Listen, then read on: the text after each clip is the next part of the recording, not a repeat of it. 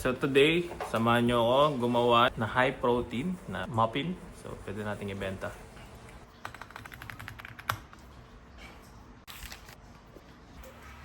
Kailangan natin ng saging, protein powder, egg, chocolate chips, sugar, at baking powder, at yan, oat. Nagamit tayo ng oatmeal. Yan, tara. Ito ang first version. So, pag masarap, let's go. Ang mga naisip kong flavor ay fudge cake kasi ito lang ang protein powder ko. Ito ang sekreto sa masarap na banana bread. Pabulok na. Sugar, cinnamon, egg, all-purpose, full cream. Tapos baking powder at baking soda. And so para ma-compute natin ang macros, natin siyang timbangin.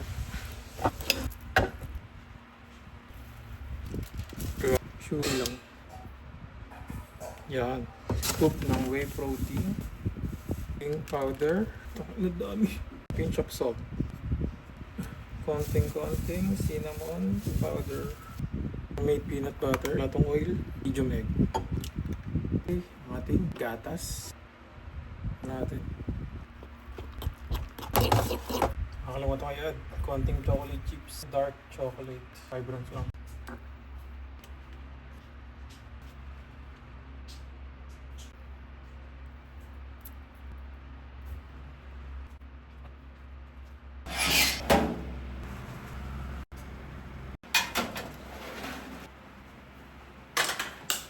Luto na, so medyo mainit pa siya. Dadala tayo niya sa gym. High protein banana bread. 103 plus 120. Total of 331 grams, 6 servings. Para ma-compute natin ang macros. Mukha naman siya hindi matigas.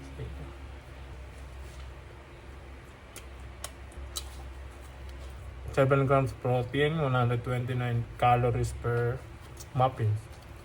So pwede ko siya ma-improve. Baka sa version 1.2. Dala tayo sa gym, patikim natin kung ano masasabi nila sa ating version 1. Wala, alam boy. Pwede lang baguhin. Sarap siya. Hanapin ko na naman ulit dito yung saging.